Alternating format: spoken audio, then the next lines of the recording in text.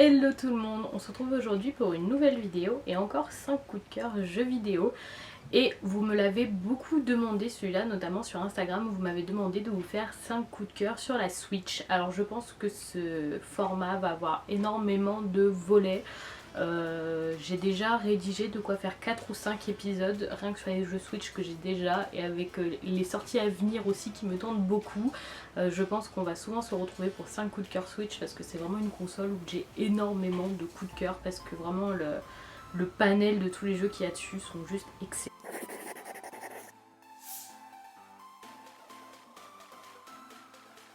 Et on commence tout de suite avec Holy Potatoes Compendium. Donc ça c'est la badge édition, mais c'est surtout un jeu de celui-ci qui m'intéresse. Alors Holy Potatoes Compendium, c'est c'est une cartouche qui regroupe 3 jeux, et moi c'est vraiment Holy Potatoes A Waypoint Shop dont je vais vous parler aujourd'hui. Donc pour cette badge édition, en fait elle s'appelle comme ça tout simplement parce qu'on a des petits badges comme ça avec les petits personnages de Holy Potato. Hop, je vais me rapprocher un peu pour que vous voyez bien. J'aime vraiment beaucoup ces petits badges, la petite boîte est aimantée, c'est très qualitatif. Enfin moi j'aime bien ce genre de petits goodies. Et donc Compendium, comme vous pouvez voir, vous avez A Waypoint Shop dont je vais vous parler. Vous avez aussi We Are in Space et What the Hell. What the Hell, vous allez récupérer... Tout est autour de la pomme de terre. Alors c'est un petit peu spécifique dit comme ça. Je disais, tout est autour de la pomme de terre. C'est un petit peu spécifique, je vous l'accorde comme univers, mais c'est complètement what the fuck. Et en plus d'être très agréable à jouer, c'est très drôle. Where the Hell, c'est un des jeux de ce groupement de 3 jeux. Vous êtes cuisinier, vous allez juger les pommes de terre mortes pour leur pêcher, pour savoir en quel plat vous allez vous les transformer. C'est sûrement celui que j'ai le moins aimé parce que c'est un peu à vocation d'être un jeu... c'est ni un jeu de cuisine, je ne saurais pas le classer, mais je l'ai trouvé très très vite redondant. Vous avez We Are in Space, donc là vous avez votre vaisseau spatial, donc vous pouvez le pimper, faire votre équipage, partir en route pour découvrir de nouvelles planètes, etc. Et faire des combats vaisseau contre vaisseau. Ça c'est juste le style de gameplay qui est pas forcément ce que je préfère, mais franchement le jeu est très bien fait. Et moi c'est A Waypoint Shop que j'ai vraiment adoré, qui est donc juste là. Et sans surprise c'est un jeu de gestion. Pour ceux qui me suivent sur Instagram, vous savez que moi vraiment mon style de jeu favori c'est les jeux de gestion. C'est immuable, j'adore les jeux de gestion. C'est peut-être mon côté un peu control freak qui ressort, mais voilà, j'adore les jeux de gestion. Dans celui-là, vous avez donc une forge, un magasin où vous forgez et vous vendez des armes. Vous avez plusieurs personnages, vous allez en débloquer au fur et à mesure qui vont être vos employés. Et là, il y a plusieurs aspects du jeu.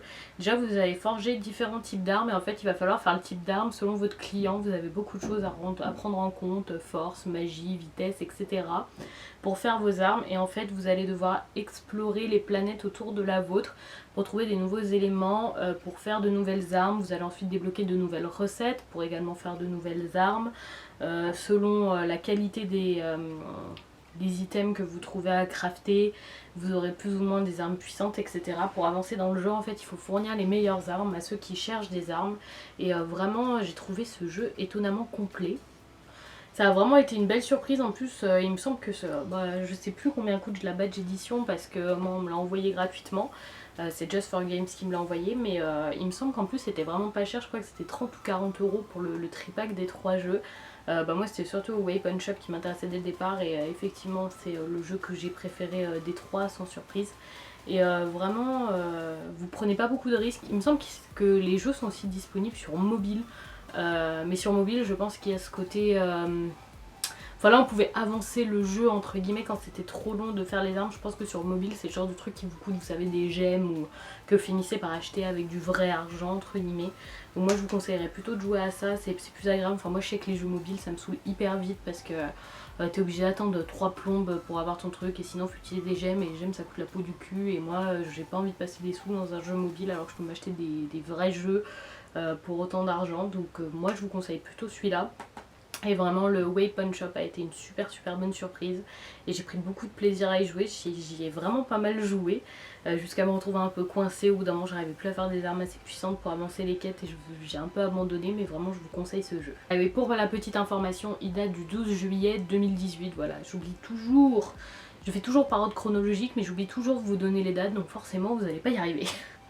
Ensuite on passe au lendemain, le 13 juillet 2018, et je suis désolée mais je ne retrouve pas la boîte du jeu, donc je vais vous en parler juste comme ça et bien sûr vous insérer le gameplay. Je sais plus où j'ai mis cette boîte, je pense que je l'ai prêtée à ma nièce ou à une amie ou je sais pas. Je voulais vous parler de Captain Toad. Alors on en a déjà parlé dans ma vidéo jeu Wii U, je vous mets dans le petit i, il me semble que c'est là. On en a déjà parlé et là c'est un portage, oui on dirait, c'est plus un portage qu'un remake, oui c'est même un portage du jeu Wii U sur la Switch.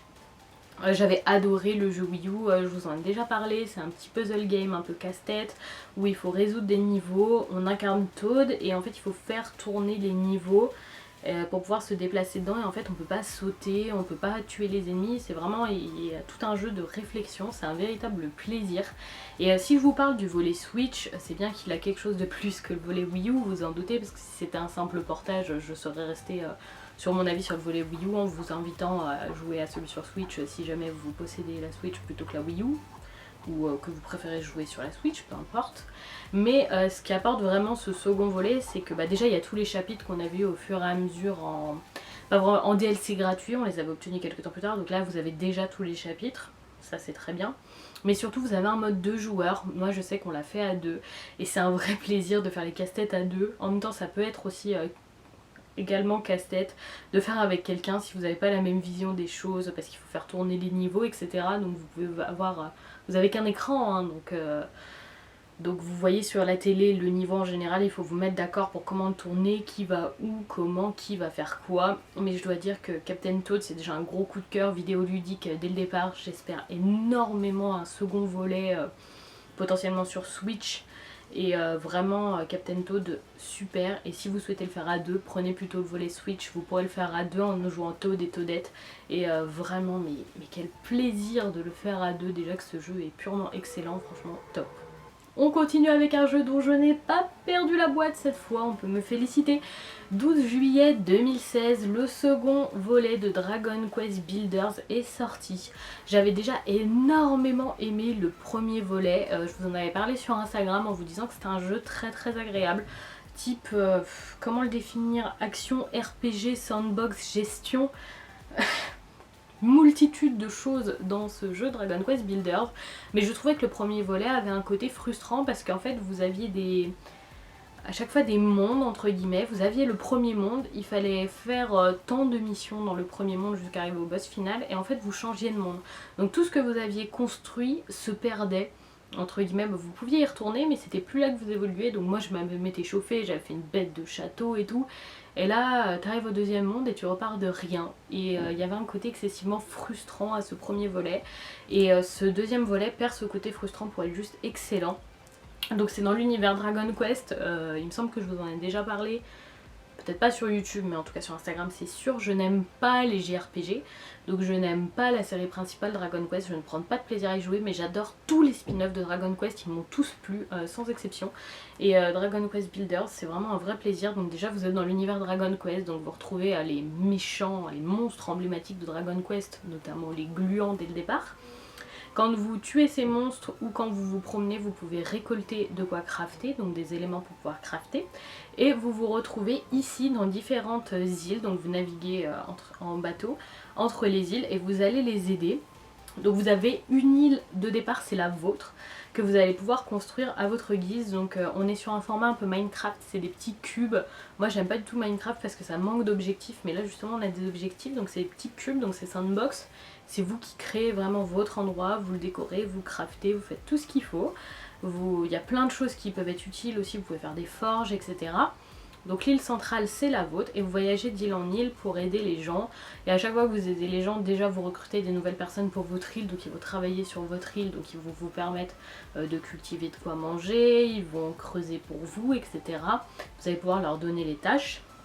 Mais également, au fur et à mesure de votre aventure, plus vous allez dans des endroits, plus vous découvrez des nouveaux, comment dire, bon ça fait très Animal Crossing, mais des nouveaux plans, et vous pouvez crafter des nouvelles choses, et vraiment ce jeu est hyper complet, il a une durée de vie incroyable. incroyable. C'était un vrai plaisir à faire, je l'ai fait en entier. J'ai trop aimé, vraiment trop aimé. J'ai tout fait et puis au fur et à mesure vous débloquez des nouvelles armes, des nouvelles zones, il y a des endroits extrêmement divers et variés, c'est un vrai plaisir. C'est vraiment un vrai plaisir et même si vous n'êtes pas fan de sandbox, moi je suis mitigée sur les sandbox. Des fois je déteste, des fois j'adore, c'est très bizarre. En fait il faut qu'il y ait un objectif en général pour que j'accroche. Et vraiment celui-là est un très bon compromis entre l'univers Heroic Fantasy Dragon Quest et le sandbox. Et vraiment un vrai plaisir en plus de faire votre île et de la gérer, trop agréable. On reste dans un style un petit peu gestion, mais pas vraiment, ça va être plutôt de la stratégie en temps réel. C'est rare que j'apprécie ces jeux à la Age of Empires, etc. Mais celui-là est sorti le 3 octobre 2019 et je pense que c'est un de mes jeux préférés de la Wii, genre tout court. J'aime beaucoup trop ce jeu. Je suis désolée pour mon voisin qui tape. Il fait des travaux et il m'insupporte. Donc désolée si vous l'entendez taper. J'aimerais aller l'étrangler mais je ne peux pas. Donc on va rester sur Northgard. Donc je disais, Northgard il est sorti en 2019 et qu'est-ce que ça a été une bonne surprise. Normalement je n'aime pas la stratégie en temps réel, c'est pas du tout ma came. Mais alors celui-là, mais qu'est-ce qu'il est excellent. Vous incarnez une tribu viking de votre choix, vous avez le choix entre 4 tribus vikings et vous avez différents... vous allez conquérir différents territoires. Sur chaque territoire, il y a des cases et ces cases, vous allez retrouver des possibilités. Par exemple, si votre case, il y a un lac, vous allez mettre des pêcheurs. S'il y a de la forêt, vous allez mettre des bûcherons. Donc il y a toute une partie vraiment autosuffisance où on a besoin de survivre. Donc régulièrement, vous avez des nouveaux personnages qui viennent vivre. Mais ça arrive vraiment petit à petit pour prendre le temps de bien vous installer. Donc il vous faut des ressources, notamment du bois et de la nourriture, sachant qu'il va falloir passer l'hiver, parce que l'hiver vous ne pouvez presque pas avoir de ressources à part issues de la chasse, vous ne pouvez rien faire pousser. Donc il faut vraiment se préparer pour l'hiver, il y a tout un aspect vraiment réflexion, stratégie très important. Et votre objectif va être en même temps de vous avancer de plus en plus sur les terres. Donc au début c'est assez facile, c'est juste prendre les cases entre guillemets, donc ça va assez vite. Et après vous allez devoir combattre, donc là il vous faudra toutes des unités de guerriers divers et variés, guerriers rapprochés, guerriers archers. Toute une réflexion. Parce qu'en plus de vous battre contre d'autres tribus vikings humaines, des fois vous allez tomber sur des trolls ou des monstres divers et variés, pareil du folklore viking. Et vraiment, déjà l'univers, j'adore. Moi, l'univers viking, c'est toujours un grand oui. Ça prend avec moi, ça prend très facilement. Mais alors là, ce qui m'a étonnée, c'est qu'en fait, l'univers est beaucoup plus gestion que bataille. C'est peut-être ça qui me fait autant aimer parce que les batailles on en fait très peu. On est surtout sur la gestion et sur préparer l'hiver, c'est vraiment quelque chose de très important dans ce jeu. Et il y a toujours mon voisin qui tape, je suis désolée, je le hais. Et on a toujours un univers très gestion, vraiment faire pousser le nécessaire et tout, c'est un plaisir. Vraiment gros coup de cœur pour Northgard, un des jeux que je vous conseille le plus de tous les jeux que j'ai. Et vraiment... si vous n'êtes pas fan comme moi de la stratégie en temps réel, je pense que vous devriez lui laisser sa chance parce que moi ça a été un énorme coup de cœur là où je m'y attendais pas forcément. Je pensais que j'allais surtout aimer l'aspect gestion et en fait j'ai tout aimé dans ce jeu, il est juste parfait, parfait pour moi, je l'adore. Et on passe au dernier jeu de cette sélection, il ne va étonner personne, on en rabâche les oreilles avec ce jeu depuis un an même si on entend un peu moins parler. Il est sorti le 20 mars 2020, moi à l'époque j'étais au Japon, je suis rentrée le 3 avril, je l'ai allumé et depuis je l'ai très peu posé. C'est Animal Crossing New Horizons. Alors beaucoup ont découvert la licence Animal Crossing à travers New Horizons, ce n'est pas mon cas. J'ai commencé avec Wild World sur DS mais j'ai aussi fait le volet sur GameCube, puis j'ai fait le volet Wii, le volet 3DS et les deux spin-offs sur Wii U et sur 3DS, donc j'ai de la bouteille entre guillemets avec la licence Animal Crossing. Et j'attendais ce jeu avec immense impatience et évidemment ça a été un coup de cœur immédiat. Le rajout du côté craft en plus du jeu Animal Crossing normal est vraiment un plaisir. Je pense que j'ai plus besoin de vous présenter Animal Crossing. Vous savez que dans celui-là vous avez une petite île, dans les autres un village. Vous avez votre petite maison, vous pouvez décorer, choisir vos habitants. C'est un jeu très détente normalement.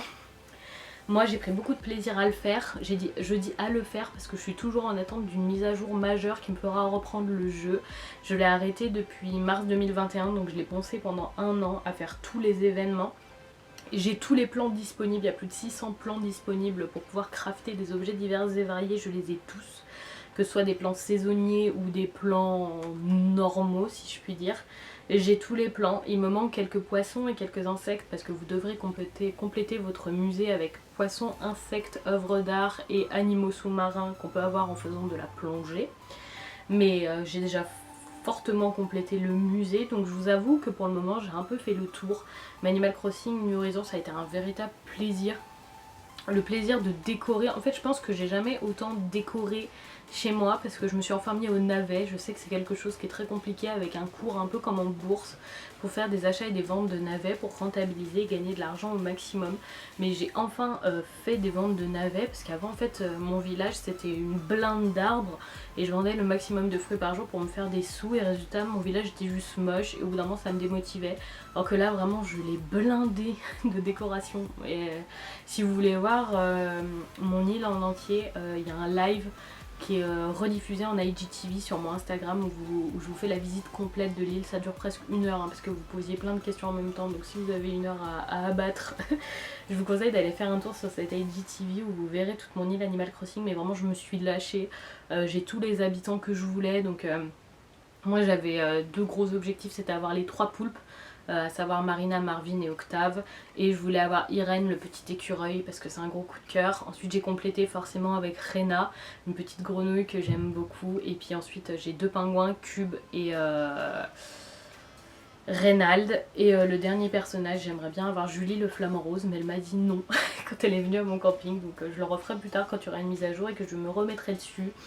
On nous a parlé d'une mise à jour potentielle normalement pour octobre. Alors si je vous filme cette vidéo, nous sommes la première semaine d'août.